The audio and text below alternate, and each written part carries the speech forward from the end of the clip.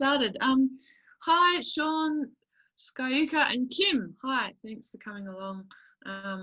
We are at the WAM Soundcheck series, and tonight we're going to talk about Facebook fundamentals.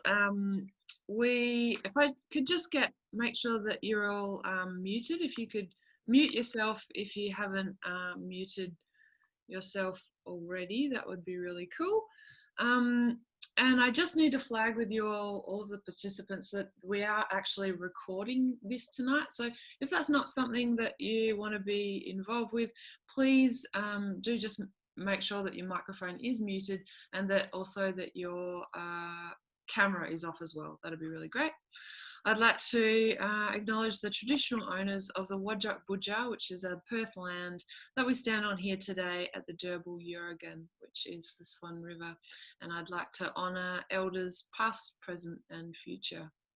This is a roughly 45-minute kind of session. We'll see how that goes. But if anyone has any questions as we go, please feel free to pop it just in the chat, and we will answer them as best as we can throughout or at the end. So who am I? My name is Delilah Rose. I'm your host for this evening, and I am a songwriter. I've been around the music scene here in Perth for 20 years, and I am a mum of two. I'm a gatherer of people, and I'm a self-managed artist. I previously co-founded a business called Dore Media, and specialising in digital media management, and don't do that anymore. But today we're talking about the 101 level of Facebook, and how do we really maximise Facebook as a musician. I know there are a lot of self-funded, self-managed musicians out there. So we've got on board today digital media experts, Alex Paioff from, he's the CEO of Paelorats. Hey Alex, how you going? Hello. And Made in the Pile as well, sorry. And I also have on board Sinead O'Hara, who's operations and marketing manager at Cool Perth Nights, and is also in Wonder Band, local band Floss as well. Welcome guys, thank you for coming along. Thanks for having us. Yes, thank you.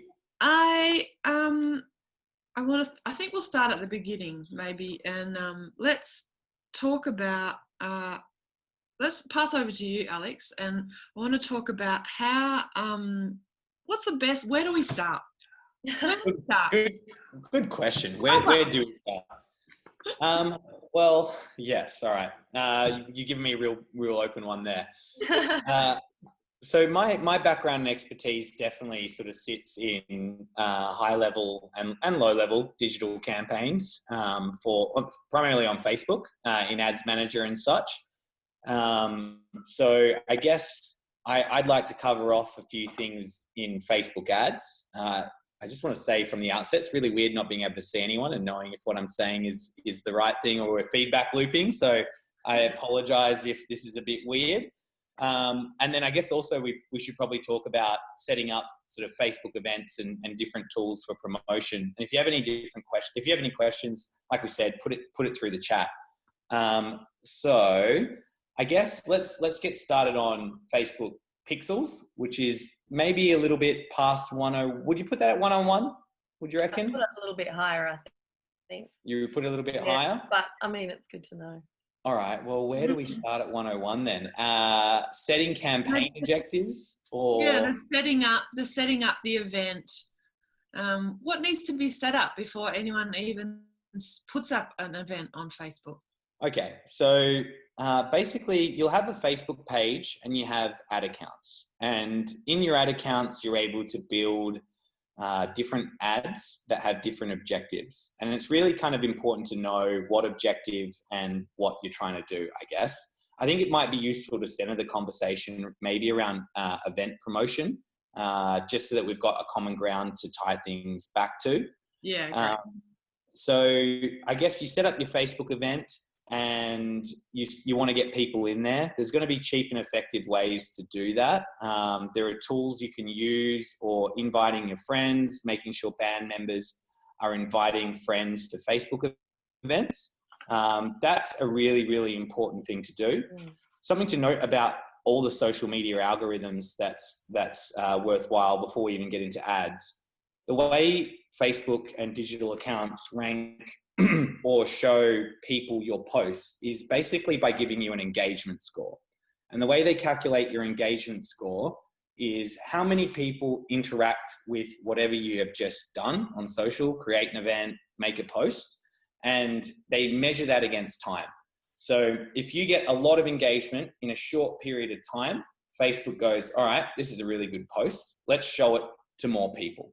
So having a network of people, that's probably why you see a lot of groups for bands on Facebook where they've got their really tight friends involved, and they'll post as things go live so that people respond to those posts in a timely manner.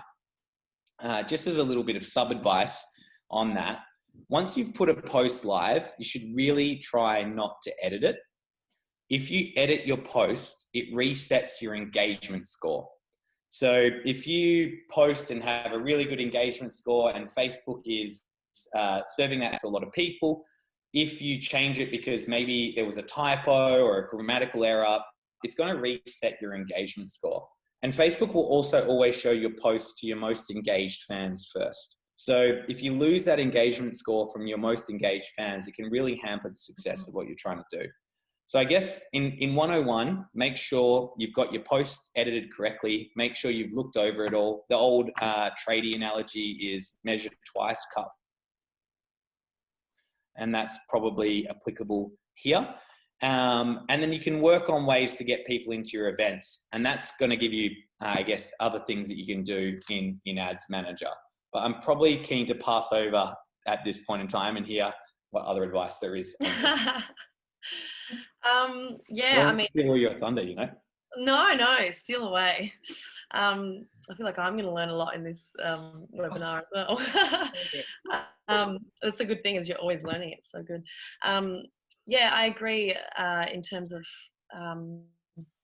when you're starting out, I think one of the most important things is, I mean, if you've got a launch or something or a release coming up, to obviously make a really big deal about it at the point of announce. So you create your Facebook event and you do all of the things that Alex has said in terms of getting each member of each band that's playing on the night to send out, I think you can send out like 500 invites or something, and really build like a bit of hype around the Facebook event. And then at the same time, I like to go out with a big announce post, put a decent amount of spend over it for a shorter period of time. And tell me, Alex, if you have any other thoughts on this, because I know a lot of people do things differently, but that seems to work in my experience. So you've got a couple of days where basically people are seeing your event everywhere, creating a big amount of hype about it. And then once you've built that, I think, going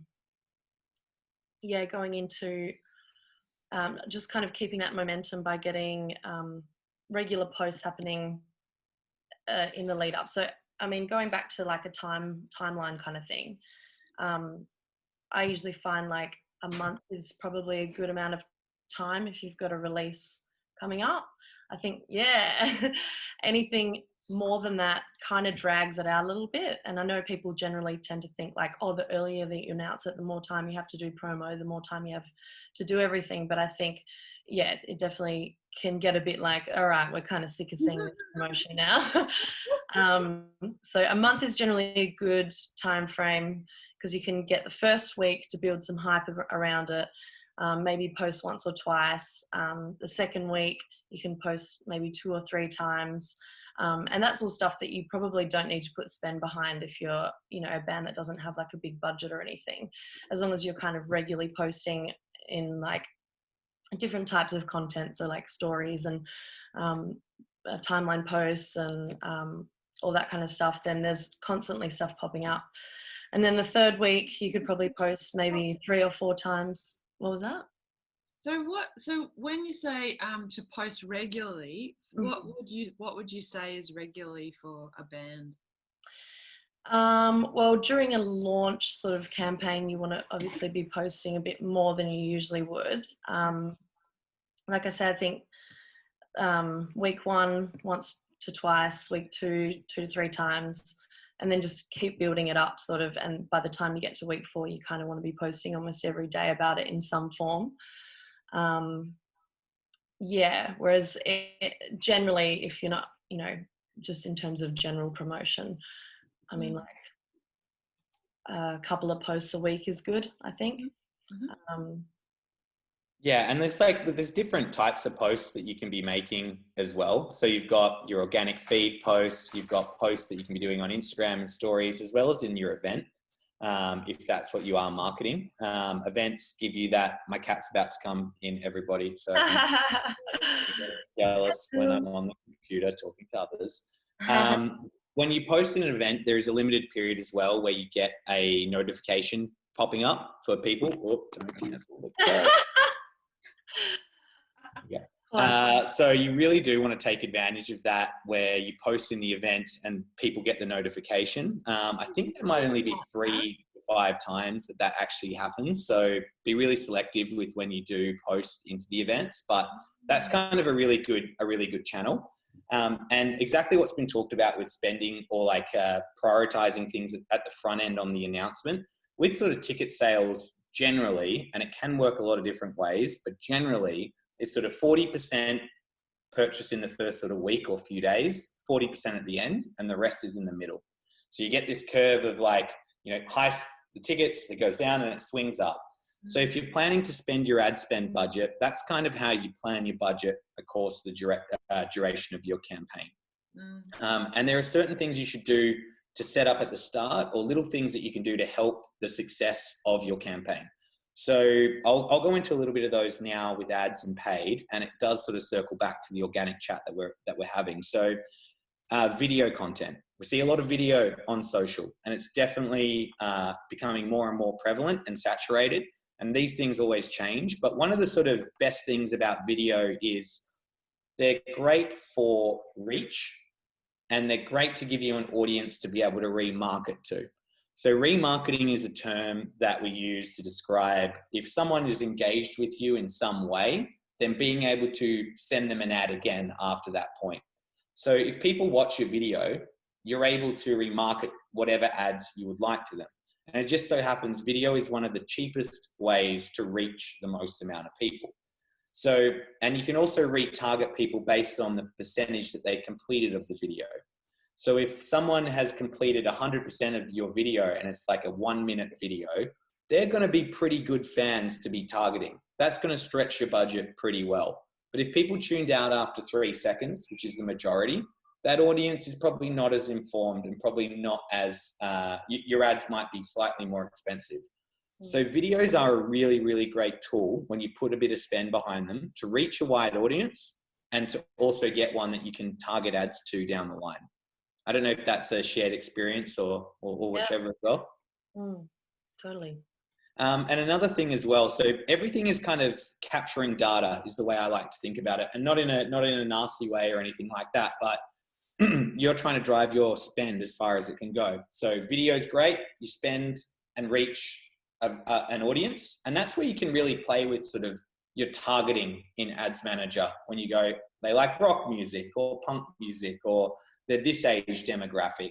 So you can go quite wide with your video, and then you can kind of start narrowing it down as the campaign progresses. I won't really go into the pixel because we said it wasn't 101, but learn the pixel and put it on your ticketing pages, put it on your website, put it on everywhere, because that allows you to remarket to people that click and engage with things that you do. And as I kind of said with the video, the longer that they watch it, the cheaper they're going to be to reach. It's the same sort of thing with the pixel. If you don't have a pixel on your page day one when you launch ticketing, everyone that hits that ticketing page on day one, who are the most keen people, obviously they're going there day one, you don't have a way to contact those people in isolation anymore.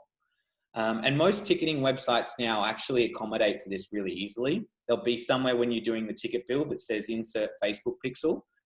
And you really, really want to ensure that you have that all set up correctly so that you can capture those audiences at the start, because they're going to be the ones that really drive your advertising spend further.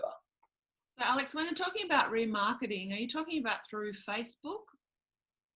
I am primarily, yeah, 100%. You can still target people through Google Display Network, and there's other pixels and whichever else as well, but exactly through Facebook. So you might put an event up, and everyone that clicks attending to your event also becomes an audience of people that you can target. So getting that sort of free publicity of having people invite all their friends to the events, your friends, the bands, the venue, getting all those people in will create an audience of people that you can market more ads to. And you can create, we'll get onto lookalike audiences later, but that's something to definitely note down for the chat. So when you're remarketing those ads, you could do, the week of the show, and if they haven't bought a ticket, you can isolate those sort of things with the pixel as well, whether they've made a purchase or whether they've just landed on your page. So you can even work to start excluding people from your marketing spend that way as well. Okay, cool. Can we just get back to videos for a little minute? Skander just has a question. How do you know who stops looking at your videos after the 3 seconds? Okay, so when you promote a video with spend, there will be an audience that's created that you can target. And when you choose to target that audience, you can choose to segment it by the time period that they've watched. It's one of the settings in the ads manager. So you don't know the individuals or anything like that, but say 1,000 people watch your video, maybe 1,000 are in that first 3 seconds, then it drops off to say 500, everything after that, and beyond that point. Yeah, Instagram is calculated the same way as Facebook to that chat question. Exactly the same engagement calc. Wow, that's crazy. Okay. I don't know if that helped with the video question. Was that all, G? Yeah, I think so. Skander, I hope that answered your question. Cool. Okay, great. Where are we at? Let's talk about if we're in the ad center. Is it always best to create your ad in the ad center, or is it okay to just boost a post? Can I get both of your opinions on that? I mean, the boosting post is kind of a bit of an easy way for Facebook just to rake in some cash. But it's also a much simpler way if you're not sort of familiar with Ads Manager. Ads Manager just gives you a lot more parameters, a lot more options, yeah, and you're able to really like narrow down your audience a lot more, and you'll get a lot more out of your spend and ads and everything. Alex can probably expand on it a little bit more. So I guess if we're thinking simplicity, like the best bang for your buck in all of this is going to be to spend time in Ads Manager. Like that really is where if you wanted to do one thing after tonight, just go poke around in there for as long as you can. The organic stuff, we can kind of tell you some tips and tricks with all that, but that's where you're going to gain the most advantage, I think. And there's a lot of great materials online to help you with that. One of the difficult things with Ads Manager is it always changes constantly. Yeah. So I personally haven't used it because my team use it more. So I couldn't give you the most pointed advice, but I understand what's in there. That was one of my questions for both of you. Like, it's such a fast-paced space to be in. How does anyone keep up? How does the regular Joe Blow keep up, let alone you guys? You just got to familiarize yourself with it, I think. Like, it's overwhelming at first, but then once you spend enough time in there, you kind of just learn to adapt, I think. And then adapt or die. Yeah, exactly. Survive or die. Yeah, and when things change, I mean, like Facebook can be so frustrating sometimes, but generally it'll be, the same thing presented in a different way. So you just kind of, as long as you sort of have a good understanding as to how to navigate it, then you'll figure it out, basically. 100%. Like once you got that base understanding, we're still following the same metrics we were years ago in Ads Manager. It's just, maybe a bit arranged differently or a bit of extra features. A good hack though, I would advise for everybody is when a social media platform launches a new channel of content, like say Instagram Reels, for example, they prioritize that behavior. So if Facebook or Instagram launch a new feature, you want to be using that feature as quickly as possible, because they will show your content to more people because of that. They're trying to make these features popular, and by doing that and you participating in that, it helps that. So as a general rule of thumb, we like to make, one of our rules at our agency is we don't care if we execute it badly, which sounds horrible, but as long as we're the first ones to be executing there, then we're going to develop a proficiency for it. So if you see a new thing pop up on these channels, try it out. Don't be scared. Compare it to what you were doing before. That would be my hack on that. And as already been said, once you reach the base level of knowledge, it's not that much more past that point. It kind of just happens a bit naturally. Yeah. That's so good. That's so cool. Just to have a go is, yeah, I love that. Basically. Yeah. Can we talk about, let's get back to organic posts, and can you give us some hacks around organic posts? How do we get the most out of our organic posts the most quickly, the most best? I think when it comes to, I think it all comes down to branding. So making sure that you're branding and content. So for your band, for example, it's really important to obviously find out what your thing is. What's the thing that people like about your band, and then sort of turn that into a brand. And then when you're posting, just making sure that, like, I mean, correct me if I'm wrong, Alex, but Facebook prides itself on being, I think, you know, like prioritizing like personal posts because it's Facebook friends. So I think, you know, people are always going to engage better with like what I like to call shit posting. I don't know if we're allowed to swear in here, but so for example, like Spacey Jane is a great example. They're always posting shit posting, which is just like really fun behind the scenes kind of content that when people see, they feel like they're like experiencing that with the band. That kind of content works way better in my experience than posting posters, anything with text on it. That stuff just really doesn't engage very well. So if you're going to post something organically, definitely make sure it's fun and you know, depending on what your brand is, a shit posty kind of vibe, or even like really good solid press pics do really well as well. So yeah, and then just also tying that in with the kind of copy that you're writing, making sure that it's like you know, just that it stands out. It's got some fun emojis in there that work with your brand. You've maybe like put some kind of call to action, like a question or something in there that people might want to respond to. Yeah, I think that kind of stuff is basically what will really help you kind of get a lot more engagement organically than if you were to boost something. There's some crazy stats on like if you use emojis, how much more engagement you get on average, which I can't really recall right now, but it's like a thing. So definitely make sure you include emojis in your posts. Another, I don't know if people here do this already or not, but social media is not as organic as it all seems. And we were kind of touching on it earlier where it was just planning your posts. And that's something that I really think a lot of people could do better at that are running bands is, hang on, what's the end goal? Is it this release in a month, an event?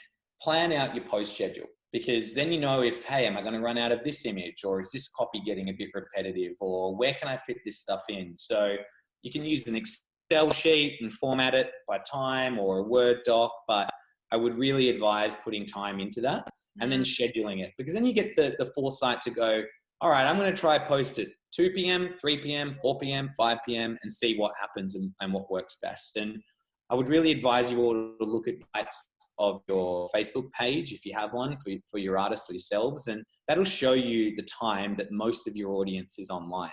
And that's sort of the best practices to be following is, all right, if I'm going to make one post on this day, I need to post it just before it reaches peak audience traffic. Not too much before, but just a little bit before. So the engagement score's high, rides the post up, and you're there where most people are participating, because that's how you get your post in organic feeds for days, is having that large amount of engagement so that they want to show it to more people. So good. So get a little bit intentional about what you're doing as a self-managed artist, and get into it. And the shit posting thing is so true, right? Like, whether that be backstage stuff, like I actually thought that was a bit better than shit posting when you were describing that, to be honest. Like, my shit posting, Behind the scenes. yeah, BTS. Yeah. So also on engagement, right? So the way Facebook and other platforms prioritize things is how relevant are you to your audience? So if you make a really bad post and it doesn't get much engagement, Facebook goes, oh, do we really want to show the next post to people again? Because, you know, they're going to get annoyed with that. So sometimes you'll see bands post memes fairly regularly, and we do for most of our clients as well. We'll go, hey, you know, once a week, maybe let's post a meme. And the meme's really great then because it gets engagement, gets comments, gets likes, and then the next post you make can maybe be a bit more serious. We tend to archive those stuff from the Instagram feed or hide them after they've happened, just so it's not a full reflection of what the band, brand, whatever it is, looks like. But tools like that, anything you know that's going to get hits, is generally good to do in the lead up to a big announcement, but not too close to it either. Otherwise, it could overshadow your announcement. So, you know, maybe 48 hours or something like that. And in terms of multiple posts per day or single posts per day, if you are one post per day is a good rule of thumb to follow at a maximum. Kind of, that's generally going to get you by. There are some instances where I've seen people post 4, 5, 6 times a day and it absolutely smashes it. Depends what you're doing, depends where you're at and who your audience is and why they're engaging with you. But people don't like being spammed either. So I would generally advise against that strategy and just trying to go for at least one a day at your peak time. Great. I'll jump in now. Just Kim has a question here. When is peak audience traffic times for WA? Rule of, you want to go? No, you go. No, you go. I want to hear your answer. Well, I was just going to say, well, for me, rule of thumb, I guess, is before, when people are looking at their phones, so before or after work, basically, on a 9 to 5 schedule. That seems to be what works for us at CPN. But also, I think in terms of band stuff, it's probably best to do what Alex said earlier and refer to your, like, have a look at your insights and see what time people are looking at your posts.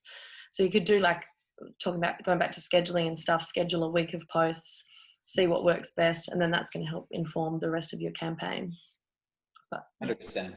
And there's generally like, so in terms of ticket sales and things like that, Fridays, Saturdays, Sundays are not as good as Monday to Thursday. Yeah. So that's, no matter what, I've not really seen it change too much from that point. So, you know, prioritizing those type of posts on days when tickets generally sell, but totally agree. Look at your insights because it could be different. Your audience could be global and you want to find that perfect sweet spot. Generally in WA, I find 3 p.m. to sort of 6 p.m. is a really good, 3 p.m. to 7 p.m. is a really good range of times to be posting, and also earlier in the morning or lunch. Yes, it's that common, like a bit of common sense as to when you think people are going to be on their phone or have a break to do so. Yeah. So great. Let's talk about, you know, we're going through this whole COVID thing at the moment, and I mean, we've been very lucky here in Perth. But when it comes to Facebook Live, you mentioned a global audience there, Alex. How can we best use Facebook Live as a band? Yeah, do you guys have any insights on that? I don't know. Every time I make a noise, you're like, yes. Yeah, come on. Okay. I haven't done it. We've done a little bit of Facebook Live stuff with Cool Perth Nights when everything was in lockdown. We did a few gigs that we live streamed from Mojo's that went pretty well. In terms of from an artist's point of view, I mean, yeah, I guess that's something. I don't really know. Flossie hasn't done that much with that stuff, so Facebook Live can and Instagram Live can definitely work in a few ways. Like some of the advantages are, and I don't actually know this definitively at this point, but you do get a notification sometimes when your band or your page you follow starts doing a live stream. So there could be a few ways that you could game that. And we did one with Spacey Jane where we did a live session with them, pre-recorded, pre-edited, like everything was produced before it was live, but we scheduled it to broadcast live. And basically what that meant was that people could comment and engage, and like that was all there. It had the live badge. Facebook likes to prioritize live content, and there was also notifications. So there are certain advantages to sometimes you can even just go live with something that's pre-recorded and pre-edited. I tend to think that we also work with the Isolade Music Festival, which is a completely live stream music event. We manage all their digital, and something that I've learned from video game streaming and from Isolade is that the whole point of a live stream is to build a little micro community of people that are sharing an experience together. So if there's no interactivity with your live stream, sometimes that pulls away from the specialness of it or what it actually is. People like to see that whoever's on the live stream seeing the comment or responding to something, or there is a two-way bit of conversation there. So you could even do live stream Q&As or things where you're going to invite that participation in that community. That can make a lot of difference to the success of it and how to use it. So, you know, maybe you're doing if you've got an album coming out, you might want to do a live stream of a track where people can go on and listen to the audio and they're commenting on it, just like they had listening parties, I guess, before COVID. So things like that could be a really cool way to kind of engage with an audience. Yeah, that's really cool. How are we going for time? Okay, we've got a couple of minutes left. Does anyone have any questions before I ask? We've been pretty scattered and all over the place. Yeah. The chats. It's hard to know exactly what everyone's basis is, and when you don't see faces, you're kind of like, all right, that was too far. That was not too far in a normal talk. So I'm really keen to hear everyone's questions, and hopefully we can answer those.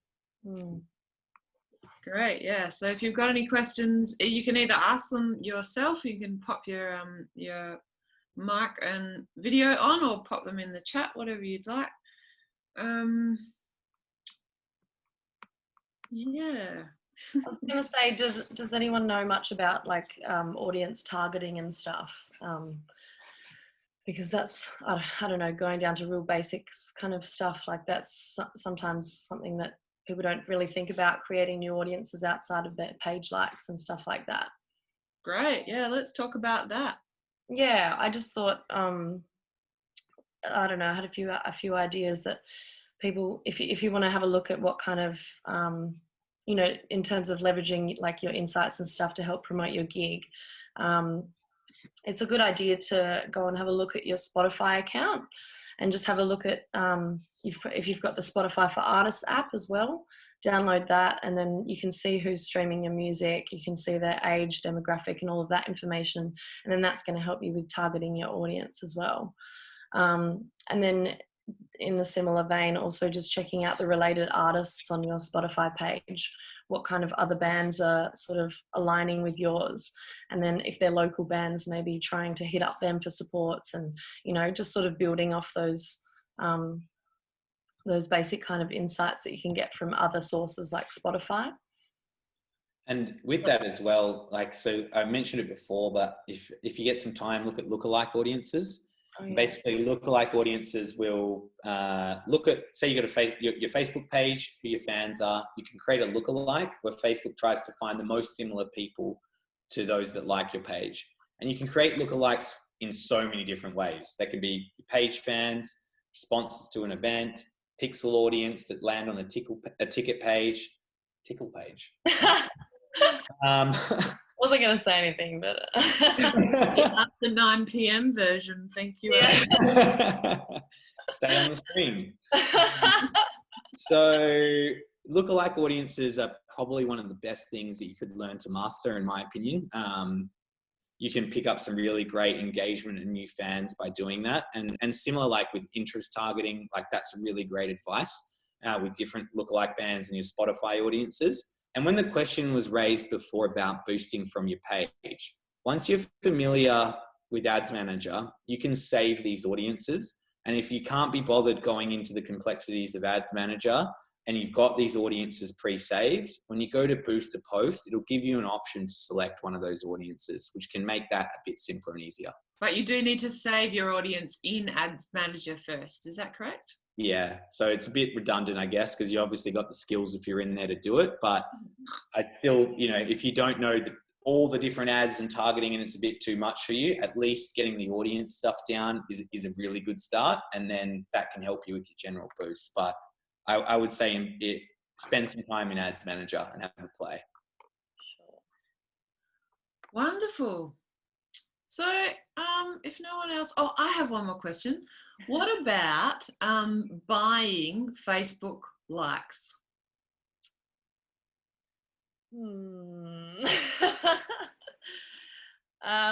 Why not? Why would someone not buy Facebook likes? Because they're not real people that are going to engage with you, really. I don't know.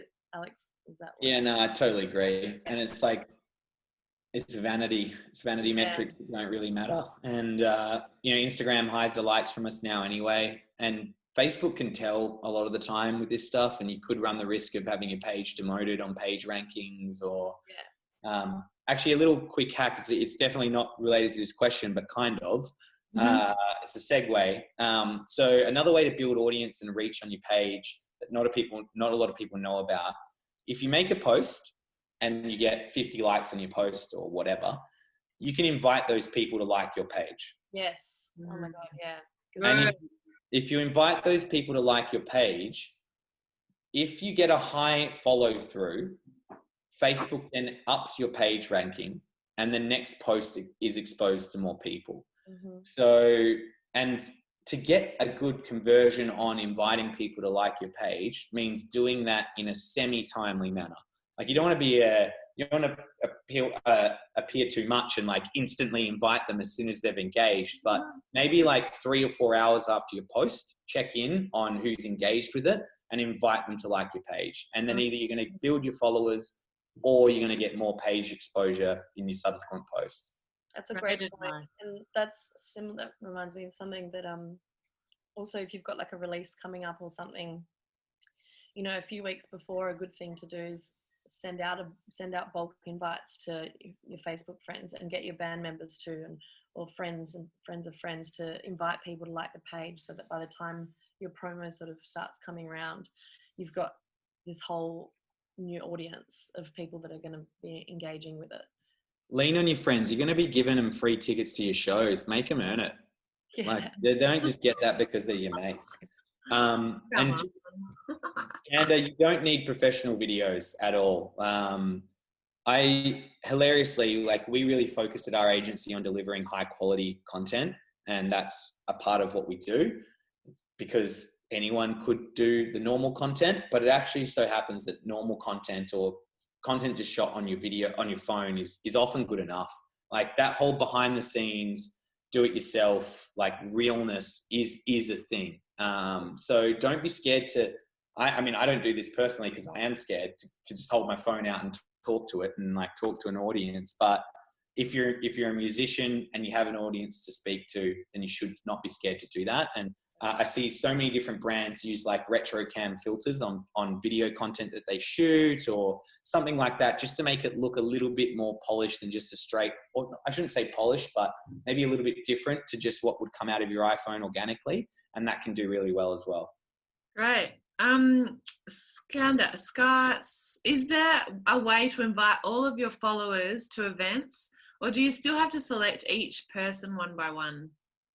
You should be able to select a group and then click select all. I think sometimes it might just be a glitch or something in Facebook when they're not letting you do that, but you should be able to, on the left-hand side, when you go to invite people, it should have groups and events that you've hosted and events that you've been to, and you should be able to click on those. So a good idea is to click on similar Facebook events of bands that you might play with, or that you want to play with in the same kind of vein as your band, and invite people that have attended those events. But yeah, you should be able to select all. And that changes quite regularly as well. So So just if you ever get stuck or those options change, just generally give it a Google, and there's a lot of people that are trying to do that same thing, and there'll be the new way to do it. There is, how much time do you put into Facebook advertising? That is a really good question. How long is a big string? That's exactly it. Stuff, you'll save a lot of time. There's the point of diminishing returns, but I also think like it's a lot to begin with, and then it's not. Like once you understand it, then you go, all right, I know I've got to do this type of post, this objective. And when we're in a highly effective mode, we can do a sort of a full event, 500 to 1,000 people marketing. Maybe that's like two hours over the course of the whole thing for us in agency mode to get it fully quick. But for an artist, maybe it's like an hour every day. I don't really know what the metric would be, to be honest. But yeah, depends what you want the outcome to be. I feel. If someone messages your page, does the delay in response affect your page ranking? Set up an auto response. I don't know if it affects your page ranking though. Yeah, I think there is something in that, Kim, but I'm not exactly sure to be 100% honest. I would agree you should have an autoresponder set up, just so that you've got that, and that's really easy to set up. And I think it would be the percentage of messages that you don't respond to could hurt, but I'm not sure if there's a permanent effect to page ranking. I know that messenger bots, if you spam with messenger bots, then that does affect your page ranking. So I think there would be something in what you're saying, but I haven't actually looked into it too specifically. Wonderful. Does anyone else have any more questions before we all go and have another beer? Thank you so much, Alex and Sinead. No, wait, we've got one more question. Kim's got one more question. You're sorry, all good. Typing. Take your time.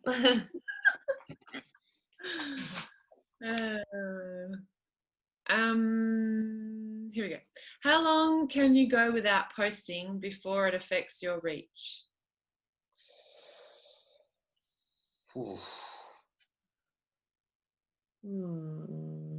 I think that would depend on how much momentum you've had previously and where you're going, like what was the past post, and it's a momentum thing, I feel. Yeah, it is. It is, and I've seen, like, to be honest with this one, I've seen a lot of different versions, like people who've been quiet and then they come out with a post and it's such a powerful post and it just explodes. But I've also seen the like go quiet for a little bit and then post and nothing happens. So I think if you're going to be quiet, if you're going to be quiet for an extended period of time, then make sure the first thing you come back with is something decent, and be ready to put a bit of spend behind it from the outset when it goes live as well, just to help it get going. Generally with spend as well, we don't actually apply our spend to posts in real time. We let the organic engagement work first. So in a general rule of thumb, it's make the post and then maybe 2 or 3 hours after that, you trigger the spend. One, because you're going to pay for people that would have engaged anyway. And 2, when the spend goes onto the post, Facebook looks at who's engaging with it. So having a richer set of data for Facebook to look at before you apply the spend works. So I know I'm digressing, but yeah, if you've been quiet from posting, make sure it's a big one. Otherwise, try and post every few days to keep the channel active.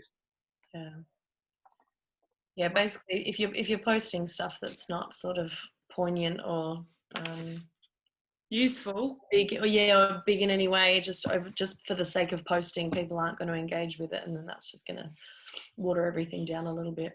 And everything you do, you can sort of test and look at yourself. I haven't really spoken about this, but Instagram stories are definitely a good spot to exist, or they have been prior to Reels. I haven't actually compared the success of the two yet for reach, but I know with organic Instagram posts, you're looking at like maybe 1%, 3% engagement or a little bit more reach, where maybe it's that 5 to 10% reach of your audience. But Instagram stories can be anywhere from sort of 15 to 30%.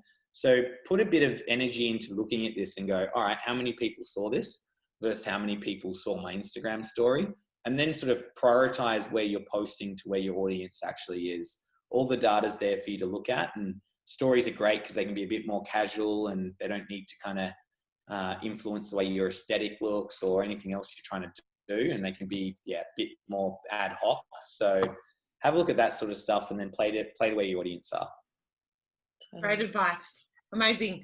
Thank you so much, Sinead. Thank you so much, Alex, for coming along and helping us all with Facebook. Really good stuff. So quickly to wrap it up, we need to just have a go.